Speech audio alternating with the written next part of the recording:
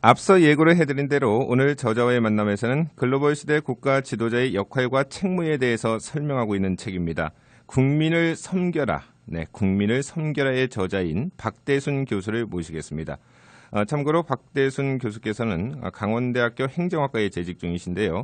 강원대학교 지역개발연구소 소장도 또 겸하고 계십니다. 네, 박대순 교수님 직접 스튜디오에 나오셨습니다. 안녕하십니까? 안녕하세요. 네.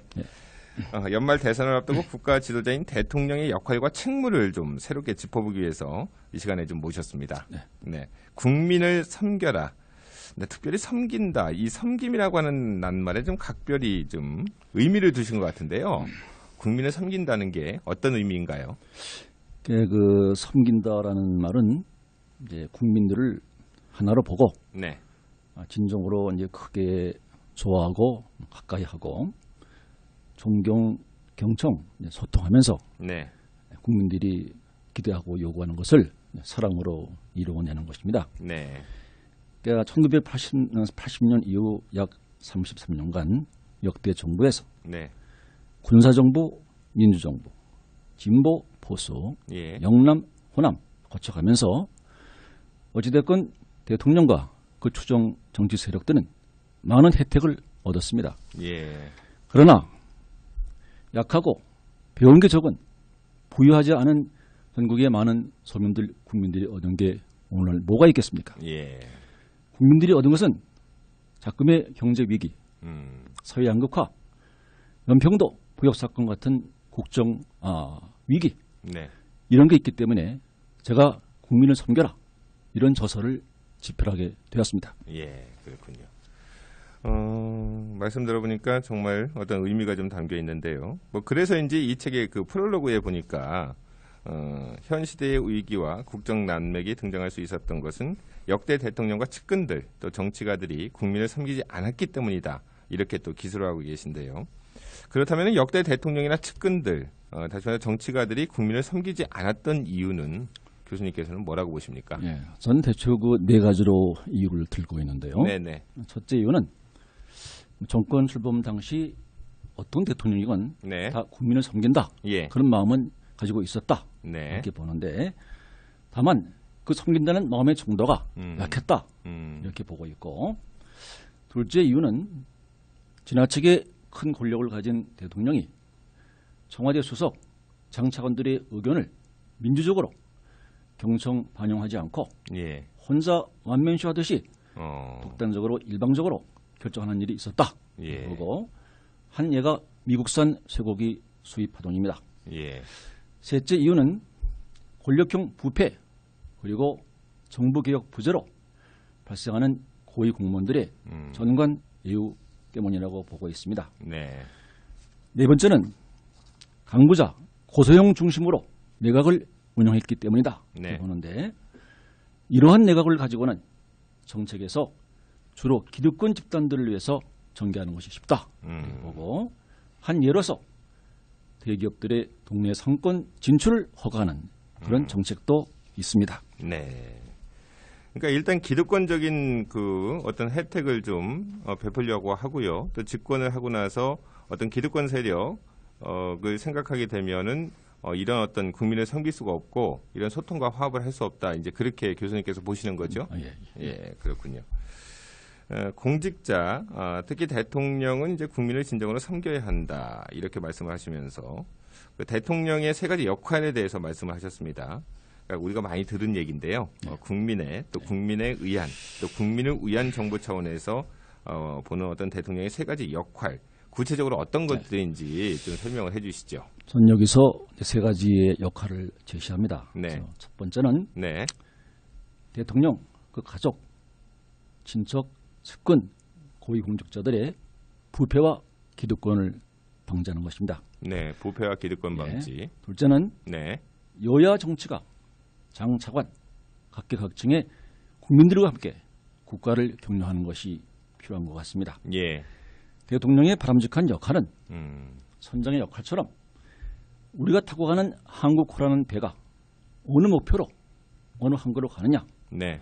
또 왜 거기로 가는지에 대해서 밝히고 국민들에게 공감을 얻고 네. 국민적인 에너지를 끄집어내는 것이고 실제 일을 하는 것은 여야 정치가들, 능력과 철학을 가진 인재로 구성한 내각, 또 국민과 함께 일을 하는 것이다. 이렇게 보고 있습니다. 예. 또 하나 세 번째는 국민들이 기대하고 요구하는 것에 사랑으로 부응하는 것인데 네. 참고로 금년 1월 여론조사 결과 국민의 약 68%가 경제를 살리고 사회 양극화 해소를 요구하고 있다는 것을 제가 참고로 얘기 드립니다. 그렇군요. 그러니까 대통령이 좀 민주적, 봉건적 국정 운영의 모든 결과에 대해서 이제 최종적으로 막중한 책임을 져야 하는 그런 자리 아닙니까? 대통령 하면은요. 네.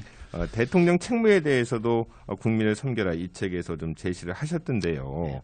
대통령의 책무는 어떤 거라고 보십니까? 아까 얘기했듯이 대통령은 선장의 역할처럼 네. 노를 실제 적기보다는 방향 잡기를 강조하면서 실무적 일들을 내각에 장차관들에게 민주적 분권적으로 맡겨야 한다 이렇게 보고 있습니다. 다만 그 국정 운영의 모든 결과에는 네. 대통령이 최종적으로 정치적 법적으로 책임을 지는 것이 필요하다 이렇게 보고 지나치게 큰 권력을 행사하는 대통령이기 때문에 역시 글에 비해서 비례해서 큰 책임을 지는 것이 합리적인 도리가 아니냐 이렇게 보는데 네. 한 예로 과거에 수백만 명의 서민들을 실업과 파산으로 생계 터전을 잃게 했던 97년도 국제통화기금 구제금융 사태는 당시 정치가 행정가들이 아무런 정치적 법적인 책임을 지지 않았습니다. 예. 여기서 대통령의 책무를 강조하는 이유가 여기에 있습니다. 네. 그러니까 IMF 때도 대통령의 책무에 대해서 우리가 좀 생각을 해보긴 했습니다만은 그때 대통령이 직접 책임을 지지는 않았죠. 지지 않았습니다. 네. 그러니까 앞으로 그런 것들이 책무가 이렇게 많이 있기 때문에 그런 책무가 많은 만큼 책임도 이제 좀 져야 된다 그런 입장이신 거죠. 예, 그렇습니다. 예. 예. 우리나라의 그 역대 대통령을 좀 비롯해서 외국의 역대 대통령들까지 이제 포함해서 그런 대통령의 어떤 역할과 책무에 가장 충실했다고 이렇게 평가를 하시는 분이 있으면 혹시 어떤 분인지 좀 소개해 주세요. 저는 뭐 국내는 네. 언급하시라는 기분이 안 나고 네네. 외국에는 제가 미국의 프랭클린 디 루즈벨트 대통령을 위대한 인물로 저는 대통령으로 평가를 합니다. 네. 루즈벨트는 하반신을 못 쓰는 장애를 가지고 있었는데 네. 거꾸로 정치가로 승승장구한 인간적인 감동을 준 정치가인데 그가 대통령에 취임할 때는 세계 대경제공황이 미국을 강타해서 국민들이 공포에 떨던 그런 어려운 시기였습니다. 네. 이때 루즈벨트는 대통령 취임사에서 절망에 빠진 국민들에게 놓쳐버린 국가 목표와 성취 동기를 살려내면서 결국 개혁과 부흥과 구제라는 이런 구호를 가지고 뉴딜 정책의 성수를 던져서 예. 미국이 세계 경제 대공황을 극복하는 데 큰 기여를 했고 네. 특히 일본의 진주만 공습으로 공포에 떨던 미국을 결국 전승국이 되게 해서 오늘날 세계적인 강대국으로 올라서는데 큰 기여를 했기 때문에 루즈벨트를 위대한 대통령으로 평가를 하고자 합니다. 네. 그러니까 대통령의 역할과 책무에 가장 충실했던 그 대통령으로 미국의 이제 루즈벨트 대통령을 이제 꼽으셨는데요. 네. 역사적으로 어떤 지금 우리가 위기라고 생각하세요? 여러 가지 지금 위기가 있다고 말씀을 하셨는데 현재 우리는 심각한 경제 위기에 있습니다. 네. 그래서 그리스의 또 포르투갈의 네. 스페인의 국가부도 이런 직전까지 간 위기가 있고 네. 글로벌 여기, 위기요. 예, 글로벌 위기입니다. 여기에 중국이 흔들리고 있고 네. 이미 미국은 또 심각한 경제 위기에 있습니다. 예. 경제 위기고 한국은 사회 양극화가 심각합니다. 그래서 이런 것들이 빨리 해결될 필요가 있는 중대한 위기가 아니냐 이렇게 보고 네. 또 하나는 남북 간에도 예. 연평도 구역 사건 같은 우리 국민들을 불안하게 하는 네. 이런 안보 위기가 있기 때문에 예. 특히 최근에 중국과 일본이 나오이다오 문제 갖고 심각한 분쟁을 했는데 예. 우리에게는 독도, 이오도의 문제가 있습니다. 그래서 아태 지역에서 팽팽하게 긴장하는 열강들의 그 속에서 우리가 어떻게 낙물타기 하느냐 하는 측면에서 우리는 분명히 큰 위기에 직면해 있다. 이렇게 보고 있습니다. 그럼 교수님께서는 그런 위기를 직면할 수 있는 대통령, 그런 네. 대통령이 이제 18대 대통령으로 나와야 된다는 그런 말씀인데요. 그렇습니다. 예. 그러기 위해서는 우리 새 대통령은 어떤 자질을 좀 갖춰야 될까요? 이제 보통 이제 자질이라 하면은 네.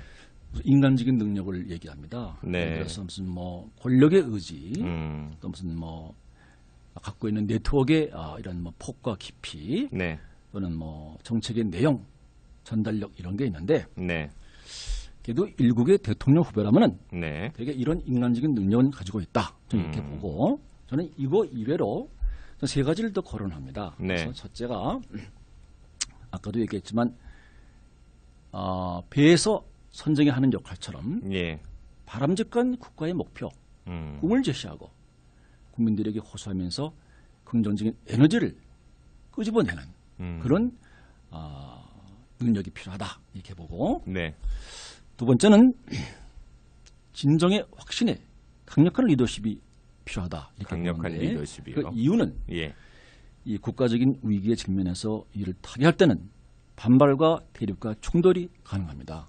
이때 이를 극복하면서 그대로 밀고 가는 그런 걸 하려면 강력한 리더십이 필요하다 이렇게 보고, 네. 특히 세 번째가 강조하는 건 제도에 근거한 통치 철학을 가지는 능력이 필요하다 이렇게 보는데, 예. 역대 우리나라에서 대통령들이 그렇게 크게 성공하지 못했던 중요한 이유는 네. 대통령이 국무총리 장차관 등의 이런 제도에 있는 일할 수 있는 분들의 의견을 듣지 않고 예. 일방적으로 결정하는 일이 많았다. 이렇게 보기 때문입니다. 그래서 네. 예를 들어서 제도에 근거한다면은 청와대 조직과 기능을 개편한다든가, 예. 장관한테 경영하고 국무회를 활성화한다든가, 어. 또는 국무총리에게 적절한 권한과 기능을 책임을 묻는다든가, 네. 특히 당과 정부와 청와대가 유기적으로 생산적으로 작동하도록 해서 국민의 의견을 늘 청와대가 들을 수 있는 네. 그 정책으로 만드는 그런 제도에 근거하는 능력. 또 하나가 여와 여당과 야당이 반목적으로 투쟁하고 그렇게 하는 것이 아니고, 네. 적어도 국가적인 외교 문제는 협력으로 상생의 그런 그 제도에 근거하는 그런 능력이 필요하고, 특히 가능하면 모든 국민들의 의견을 듣고 공감하고 소통하는 그런 능력이 필요하다. 저는 이렇게 보고 있습니다. 네, 그렇군요. 뭐 소통하는 능력, 그리고 어떤 정책을 결정해서 그거를 또 투명하게 이제 집행하는 능력, 어떤 실력과 또 능력은 좀 다른 것 같은데요. 물론 거기에는 이제 소통과 어떤 리더십이라고 하는 그런 또 필수 요건이 또 필요한 것 같습니다. 적어도 대통령에게는 좀 그런 게 필요하다는 그런 말씀인데요. 근데 아무리 그 뛰어난 인물이라고 하더라도 우리가 대통령이 되기 위해서는 뭐 시대를 잘 타고나야 한다 이런 말이 있지 않습니까? 국민을 섬겨라 이 책에서는 집권 함수와 또 대통령 결정 변수라고 하는 말로 좀 설명을 하셨는데요. 좀 어려운 말입니다. 어떤 말인지 잘 모르겠는데요.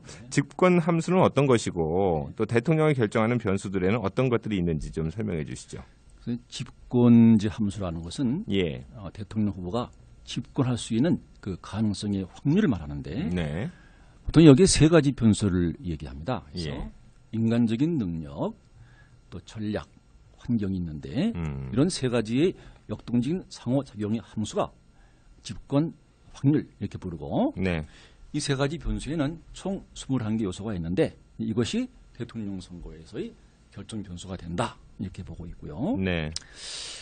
그다음에 이제 인간적인 능력에는 몇 가지만 예를 든다면은 뭐 권력의 의지라든가 부패하지 않는 측면, 그다음에 갖고 있는 그 인적인 네트워크의 폭과 깊이, 또는 정책의 콘텐츠 내용, 전달력 이런 게 있고, 전략에는 이제 구도, 뭐 흥행, 뭐 선회 이런 내용들이 있습니다. 예. 그리고 환경에는 뭐 정치 일정, 뭐 경제 사정, 한반도 상황 이런 것들이 있는데, 제가 분석해 보니까 역대 약 25년의 선거에서는 인간이나 환경의 변수보다 전략이 훨씬 중요했고, 네. 전략에서도 구도가 가장 중요했다. 이렇게 저는 분석을 하고 있습니다. 네. 그러니까 대통령 선거에서의 구도도 보니까 지금 강조하신 것처럼 아주 상세하게 좀 구분을 하셨던데요. 네. 그러니까 민심 구도, 그리고 정당 구도, 또 지역 구도, 세대 구도, 그리고 이념 구도로 이렇게 나누셨습니다. 네. 그러니까 5가지 구도로 나누셨는데 이게 각각 어떤 의미가 있는 거죠? 이제 그 민심 구도라면 흔히 우리가 아는 게 민심은 선심이다 이런 말이 있지 않습니까? 예. 그래서 쉽게 말하면 민심은 시대 정신이다 이렇게 볼 수 있고, 예를 들어 2007년도 시대 정신은 성장과 통합이었습니다. 네. 금년도 보니까 뭐 변화, 혁신, 통합 이런 내용들을 가지고 있는데 네. 쉽게 말하면 국민들이 정치에 대해서 갖고 있는 내면의 마음을 읽는 건데, 이 국민의 마음을 읽는 후보가 선거에서 유리한 고지에 올라서는 게 아니냐 이렇게 보고 있고요. 네. 두 번째가 정당 구도인데, 이거는 예를 들어서 현 정부가 국정 운영을 잘하면은 여당이 유리하고 또 잘못하면은 여당이 불리하다. 이런 여당 야당의 정당 중 어느 정당이 유리하냐 그런 네. 내용이고, 예. 이 지역 구도는 그렇고 이제 과거에 김대중, 김종필 두 분 시대에 호남과 충청도 연합을 했는데, 네. 그래서 DJP 연합 이렇게 해서 지역 구도를 이렇게 형성해 가는 거 그걸 얘기하고, 그다음에 세대 구도는 요새 보니까 이제 뭐 청년 실업자, 비정규직 근로자 문제 여러 가지 문제 때문에 20대, 30대, 40대가 어려운 처지에 있습니다. 네. 그래서 혹시 이런 것 때문에 20, 30, 40대가 이 인구 집단이 동질적으로 투표를 할